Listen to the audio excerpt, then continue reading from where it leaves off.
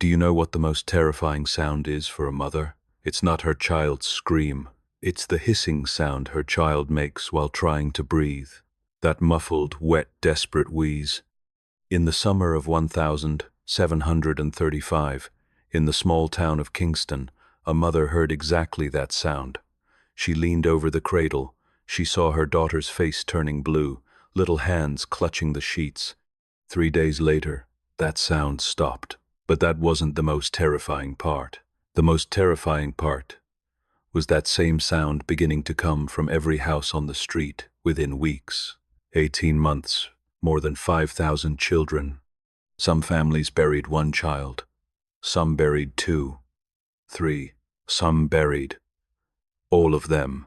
This is the story of how an invisible enemy devoured an entire generation in an age before modern medicine. And you'll start to wonder why no one has told this story until now. The year is 1735. America isn't independent yet. We're in the era of British colonies. On the northeastern coast, small towns are scattered among dense forests. Kingston, Hampton, Exeter, Haverhill. The total population of these towns is 3,000 to 4,000 people. Everyone knows everyone. Everyone is in everyone else's business.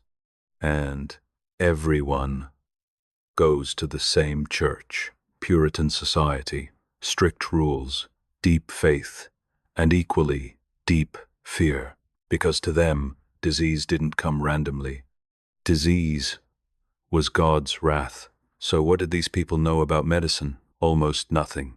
Germ theory hadn't been discovered yet. Bacteria, viruses, these words hadn't even been invented. In 1735, people believed disease came from bad air. They called it miasma, rotten, filthy, corrupted air. Treatment methods? Bloodletting, which did nothing but weaken the patient further. Mercury-based medicines, meaning they were giving them poison. And the most terrifying one? For throat infections, they pressed hot iron against the throat. They tortured to treat. Now imagine this. A 5-year-old child's throat starts swelling. She struggles to breathe. Her mother takes her to the doctor. And the doctor presses a red-hot iron to the child's throat. The child dies within a week. But was it from the disease or from the treatment? We'll never know. Today, we know what this disease was. Most likely, diphtheria. Diphtheria creates a thick, gray-white membrane in the throat. As this membrane grows, the airway closes. Slowly, minute by minute, a small child's throat is already narrow. When this membrane forms, the child slowly suffocates. The worst part? Completely conscious, eyes open, looking at their mother. And in 1735, no one knew how it spread. Through the air, through touch, through God's curse. This uncertainty would make everything even more terrifying. May 1735. Spring has arrived in Kingston, New Hampshire. Children are playing outside. Farmers are in the fields. Life is normal. Until a little girl falls ill. Her mother notices. Her daughter's voice has become hoarse. Her throat hurts. It looks like a common cold. Some warm water, some rest. It'll pass. 3 days later, the girl dies. But no one panics, because in 1735, child deaths were normal. 1 in 5 children died before reaching their 5th birthday. This was the bitter reality of the era. But then, a second child fell ill, a third, a fourth. Within a week, 5 children died in Kingston, and they all had the same symptoms. Swelling in the throat, difficulty breathing, a muffled, hissing voice, then silence. That's when the whispers began. This isn't normal, this is something else. Summer 1735. The disease didn't stay confined to Kingston. It jumped to Hampton, then to Exeter, to Haverhill, and no one could stop it, because no one understood how it spread. What did people do when they got scared? They went to church, they prayed together, they embraced each other, and Unknowingly, they spread the disease. Funeral services, church gatherings, visits to grieving families. Every consolation was a new infection. Every embrace was a new invitation to death. Historians today call these super spreader events. Back then, there was no name for it. There was only death. That summer, the same sounds were heard in the streets every night. Coughs coming from inside the houses, the wheezing breaths of children, the prayers of mothers, and then silence. That house would never be the same again. Dr. Jabez Fitch recorded those days like this. Today we lost 3 more children. My voice is hoarse from reading funeral prayers. Mothers and fathers look at me, expecting me to do something. But what can I do with my hands? God takes whom he wishes to take. Even the doctors were helpless. Fitch tried every treatment there was. He drew blood. He gave medicine. He prayed. None of it worked. Let's take one family. A family with 8 children. We don't know their names. The records aren't complete. But we know their story. At the beginning of June, they were all healthy. In mid-June, the youngest fell ill. She was 2 years old. She died within a week. The mother was devastated. But she had other children. She had to be strong for them. 4 days later, the second child fell ill. He was 5 years old. He was gone too. The third, the fourth, the fifth. Within 2 weeks, 6 of the 8 children were dead. The 2 remaining children, the mother locked them in the basement. She didn't let them see anyone. She didn't even let them look out the windows. Maybe they called her crazy, but her 2 children survived. Sometimes madness is the sanest response. As people grew more frightened, they wanted someone to blame, and only 40 years had passed since the 1692 Salem witch trials. Memories were fresh. She's cursed. She brought this plague. I saw her at midnight.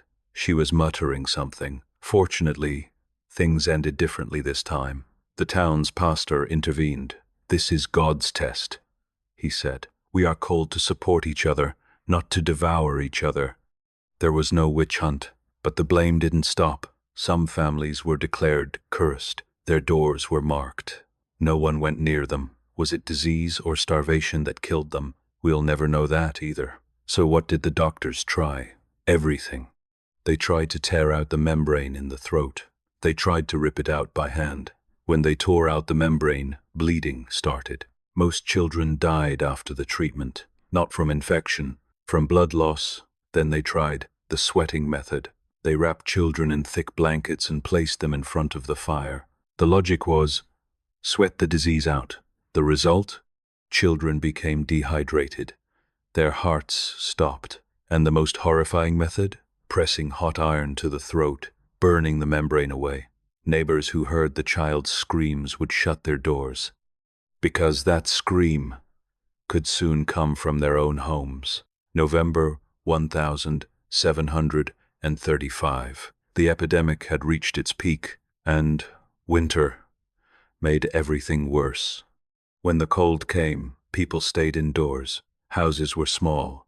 There was no ventilation. Everyone breathed the same air. The disease had found paradise. In the town of Hampton, in a single week, more than 20 children died. 20 children in a single town, in a single week. The gravediggers couldn't keep up. The ground was frozen. Digging took hours. Sometimes they dug until dawn. Sometimes more than one child was placed in the same grave. Siblings, side by side, even in death. There's a documented family. We don't know their names exactly, but their story, I wish we didn't know. They had 5 children. Within a few days of each other, they all fell ill. The father kept vigil at their bedsides every night. He didn't sleep. He prayed. He begged. Within 10 days, all 5 were dead. From the father's diary, the Lord gave, and the Lord has taken away. But why did he take them all? I cannot understand. Perhaps I'm not meant to understand. Perhaps understanding is a sin. The mother, she never spoke again. Historians write acute melancholy in the records. Today we know post-traumatic stress disorder, but in 1735 there was no name for it. They just called her the Mad Woman. Do you remember the title of this video? The silence that swallowed children. This isn't just a metaphor, it's the literal truth. The first silence was physical. The disease swelled children's throats. They couldn't speak, they couldn't scream, even in their final breaths. They were silent. Mothers knew their children were gone by looking into their eyes, because they couldn't hear it with their ears. The second silence was social. Think about it. Half the children in a town are dead. The rest are locked inside homes. The streets, completely empty. No sounds of playing, no running footsteps, no children's laughter. Just the wind and funeral bells. And the third silence was historical. This tragedy, why is it so little known? More than 5,000 children died. A generation was erased. Families were shattered. But in history books, it's almost non-existent. The Salem witch trials from the same era are known by everyone. The 1,735 throat epidemic? No one's heard of it. Why? Maybe because there's no villain in this story. No witches, no conspiracy, no exciting trial, just an invisible bacterium and thousands of helpless families. Maybe tragedy, if it's not dramatic, gets forgotten, but those children didn't deserve to be forgotten. And today, for the first time, we're remembering them. Toward the end of 1736, the epidemic slowed down. No one knew why. There were probably several reasons. First, survivors had developed immunity. Second, the disease probably weakened on its own. Virulence decreased. Third, people learned isolation. Late as it was, far too late. But the damage was done. Total losses? No one knows the exact number. But historians estimate between 5,000 and 6,000 children. In some towns, more than half of the population under 10 was gone. Can you imagine? 1 in every 2 children in a town. What happened to the survivors? Physically, they recovered, but the psychological wounds never healed. They carried a lifetime of guilt. Why did I live? Why did my siblings die? Families fell apart. Some marriages collapsed. Some parents refused to have more children. Let me have nothing left to lose, they said. That was fear in its cruelest form. And something interesting happened. A few years after this epidemic, a great religious awakening began. The Great Awakening movement.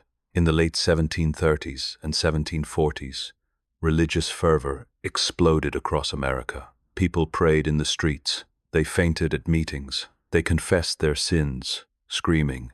Historians ask, what caused this religious explosion? Perhaps the death of thousands of children shook people to their core. Perhaps their faith in God was shaken, and to find that faith again, they believed even harder, or they felt they had to believe. Because if you didn't believe, those children's deaths were meaningless, and living with meaningless death was unbearable. If you visit those towns today, you'll still see them, small gravestones, lined up side by side, same surname, same year, different months. A family lies here, 5 siblings. None of them lived to see their 10th birthday. Look at the angel figures carved on them. Back then, they carved angels on children's graves. It symbolized innocence. These angels are silent witnesses. They've been waiting here for nearly 300 years. And until now, almost no one asked what happened to them. The diphtheria vaccine was developed in the 1920s. Since then, diphtheria has been nearly eradicated. In developed countries, we've even forgotten such a disease existed. 1 needle, a few drops of liquid, and thousands of children's lives are saved. If it had been this simple in 1735, 5,000 children wouldn't have died. 5,000 families wouldn't have been shattered. 5,000 gravestones wouldn't have been erected. But what does history teach us? First, Epidemics don't discriminate. Rich, poor, religious, secular. Everyone died in 1735. Second, lack of knowledge means death. If they had known germ theory, perhaps half would have survived. Third, collective memory matters, because forgotten tragedy is repeated tragedy. In 1735, in those small towns, every night mothers and fathers said the same prayer. Lord, let them live until morning. Just one more night, just one more breath. Today, we don't need to say that prayer. Thanks to a needle, thanks to science, and thanks to the price those children paid, without ever knowing. Stand in front of one of these gravestones. There's no name left on it. The date has faded, just a small stone. But beneath that stone lies a child who once laughed, who ran, who dreamed, and now there's only silence. But we broke that silence. Today, we remembered them, because forgotten history is doomed to repeat itself. We continue to illuminate history's darkest corners. If this video made you think, don't forget to subscribe and turn on notifications. I'm curious about your thoughts in the comments. Why do you think this epidemic has so little place in history books? And see you in the next video. The next story is even darker.